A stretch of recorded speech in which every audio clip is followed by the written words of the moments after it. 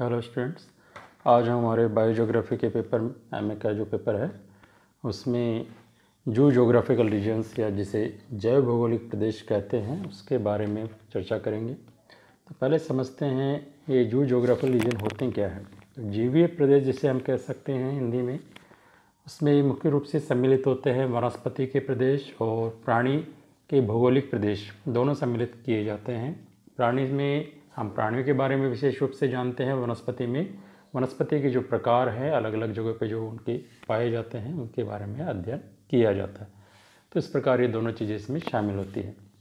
लेकिन जू geographical region की जब बात करते हैं तो इसमें प्राणियों पे मुख्य फोकस रहता है, केंद्रित उस पर रहता है अध्ययन हमारा।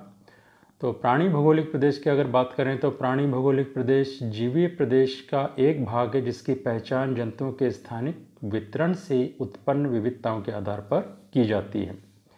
और सबसे पहले जो इसका वर्गीकरण किया था इन क्षेत्रों, इन प्रदेशों का, वो किया था फिलिप स्केल्टर ने, जो 1858 में उन्होंने किया था। और उनके अनुसार विश्व को 6 जैव भौगोलिक प्रदेशों में बांटा गया। इसमें पैलियार्टिक एक, दूसरा इथोपियन क्षेत्र, तीसरा भारतीय क्षेत्र, चौथा ऑस्ट्रेलियन क्षेत्र और पांचवा नियार्कटिक और छठा रहा नियोट्रॉपिकल क्षेत्र। इसी तरह से आगे चलकर एल्फ्रेड वालेस ने भी इसमें 8 तरह के प्रदेश बताए हैं। 1876 में उन्होंने अपना वर्गीकरण दिया। तो अब समझते हैं पैलियार्कटिक में कौन से भाग आते हैं। तो पैलियार्कटिक की बात करते हैं तो पैलियार्कटिक से संबंधित जो क्षेत्र है वो है आपका, इसमें संपूर्ण यूरेशिया, हिमालय पर्वत की उत्तरी तलहटी से उत्तर का भाग और अफ्रीका का उत्तरी भाग शामिल है। अफ्रीका के उत्तर में जो भाग है वो शामिल है। और दूसरा जो इथोपियन क्षेत्र है, इस क्षेत्र में कर्क रेखा के दक्षिण का संपूर्ण अफ्रीका और अरेबिया, मेडागास्कर द्वीप तथा उसके निकटवर्ती द्वीप सम्मिलित हैं। और ओरिएंटल जो क्षेत्र है उसमें Indian, Ceylonese, Indo Chinese, Indo Malayan क्षेत्र सम्मिलित किए जाते हैं। और इसी तरह से नियोट्रॉपिकल क्षेत्र है, इस क्षेत्र में संपूर्ण दक्षिणी एवं मध्य अमेरिका, वेस्ट इंडीज़ तथा मेक्सिको का दक्षिणी भाग सम्मिलित है। और जो नियार्कटिक क्षेत्र है उसमें आप देख पा रहे हैं नक्शे में, इसमें संपूर्ण उत्तरी अमेरिका, ग्रीनलैंड वगैरह ये इसमें आ गए हैं। तो इस प्रकार ये क्षेत्र हैं। और अब इन क्षेत्रों में जो प्राणी पाए जाते हैं, हर क्षेत्र के प्राणी विशेष प्रकार के हैं, उनमें विविधता देखी जा सकती है। ऑस्ट्रेलिया के अलग प्रकार के हैं, उत्तरी अमेरिका के अलग हैं, अफ्रीका में अलग प्रकार के जीव, बड़े जो आकार के होते हैं और छोटे भी हैं, सब तरह के पाए जाते हैं, विविधता उसमें ज़्यादा है। और जो दक्षिण अमेरिका है वहाँ रेंगने वाले जीवों की बहुलता है, ज़्यादा है संख्या में। तो इसी प्रकार से हर महाद्वीप में एक विशेष प्रकार के जीव का विकास हुआ है। तो इन जीवों के पीछे जो विशेषता हुई है उत्पन्न, उनमें विविधता जो उत्पन्न हुई है, उसके पीछे कारण क्या रहे होंगे, उसके लिए हम अध्ययन करते हैं प्राणियों के वितरण को प्रभावित करने वाले कारक। तो इसमें पहला है भौतिक कारक। तो भौतिक कारक में जलवायु आता है और जलवायु में हम अध्ययन करते हैं तापमान, वर्षा, आर्द्रता, प्रकाश आदि। उच्चावच मृदा को भी इसमें सम्मिलित किया जाता है। ये सभी भौतिक कारक प्राणी समूह के वितरण को प्रभावित करते हैं। प्राणी के जो समूह हैं उनके वितरण को प्रभावित करते हैं। समूह में ज़्यादा रहेंगे या समूह में कम पाए जाएंगे। क्यों? क्योंकि भोजन की जो मात्रा है प्राणियों के लिए वो भी जलवायु दशाओं के हिसाब से ही उपलब्ध होती है।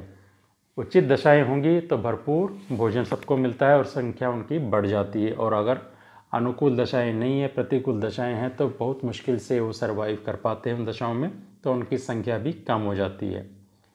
तो भौतिक दशाएं किसी क्षेत्र विशेष में प्राणियों की संख्या, प्रचुरता, विविधता आदि को निर्धारित करती है।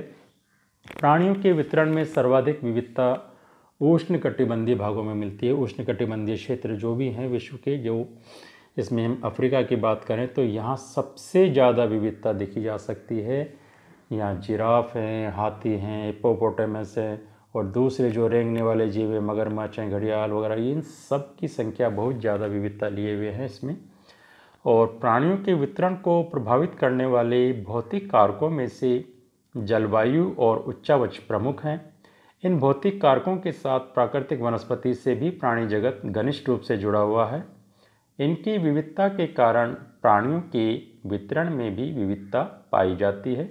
जैसे उष्णकटिबंधीय आर्द्र भागों में हाथी, गोरिल्ला, चिंपांजी, तोता, मैना, गोरैया, जलीय भागों में उड़न मछलियाँ, समशीतोष्ण भागों में घोंगा, स्पंज, सार्डिन, ट्यूना, कीवी, रेगिस्तानी भागों में ऊँट, शुतुरमुर्ग, बिच्छू, ध्रुवीय प्रदेशों में रेनडियर, पेंगुइन, कॉड, हैडॉक आदि।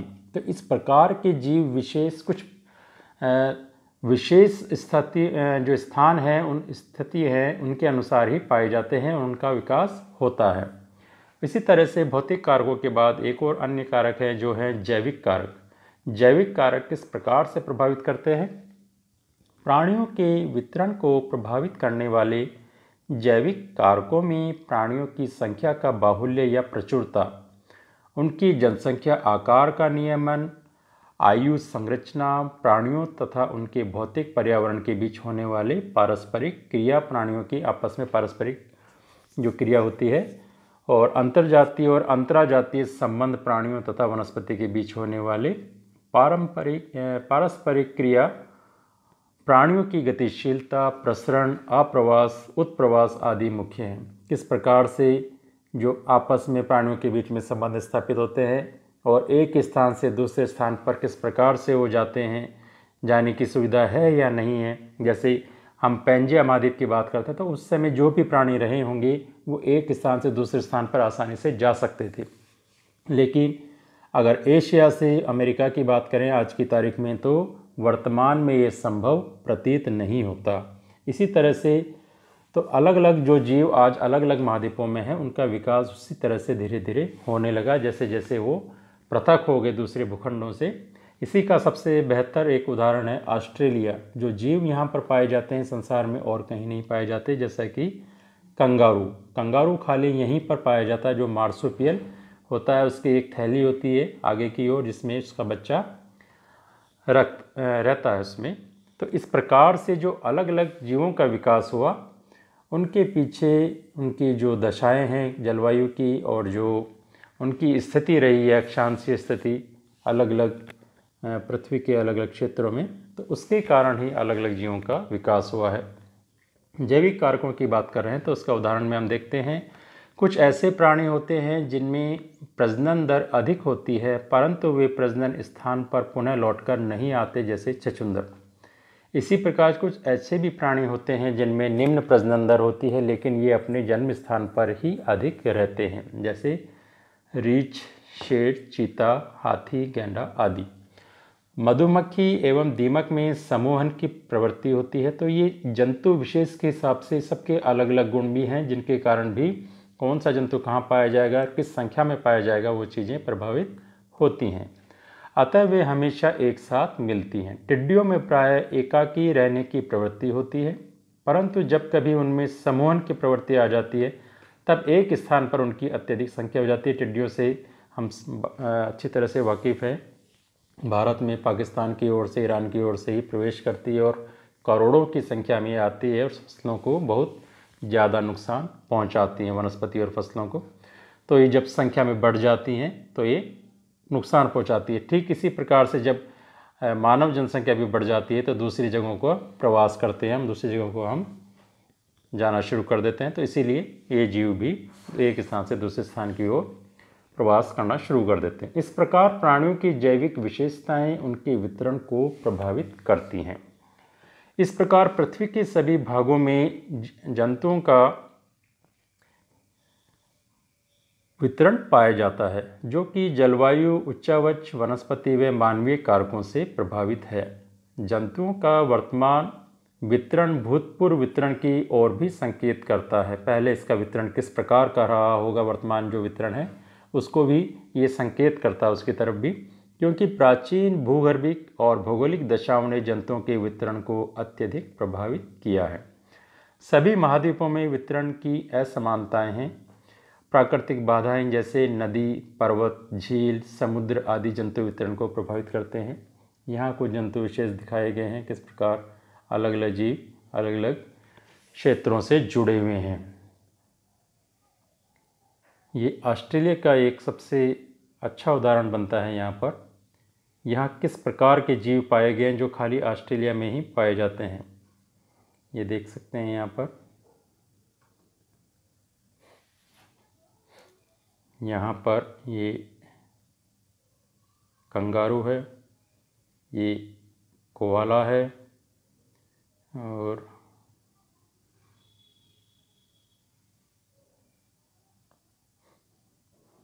भी जो अन्य जीव हैं जैसे एमू है, ये एमू है, ये डकोल, ये कोई रेप्टाइल है। तो इस प्रकार ये जंतु विशेष जो कुछ खास हैं जो ऑस्ट्रेलिया से ही जुड़े हुए हैं। जैसे एक और ऑस्ट्रेलिया के पास द्वीप है वो न्यूजीलैंड, और वहाँ पे कीवी एक पक्षी पाया जाता है जो उड़ नहीं सकता, फ्लाइटलेस बर्ड जिसे कहा जाता है। तो इस प्रकार से इन जीवों का विकास एक विशेष स्थिति में हुआ है, दूसरे जो स्थल भाग थे उनके साथ जुड़े हुए नहीं थे, तो इनका जो प्रवास है दूसरी जगह नहीं हो पाया और एक ही स्थान पर रहकर इनका विकास हुआ। तो इस प्रकार से अलग अलग जो हमारे जो जोग्राफिकल रीजन है, जैव भौगोलिक प्रदेश है, उनका विकास हुआ और उनकी विशेषताएं अलग अलग बनती गई। तो इस प्रकार आज हमने इनके जो वितरण को प्रभावित करने वाले कारक हैं उनके बारे में पढ़ा। अब अगले वीडियो में हम पढ़ने वाले हैं कि किस प्रकार अलग अलग जो क्षेत्र हैं, जो जोग्राफिकल रीजन हैं, उनमें कौन कौन से जीव पाए जाते हैं, कैसे कैसे उनकी विशेषताएं हैं। तो आज के वीडियो में इतना ही। Thank you.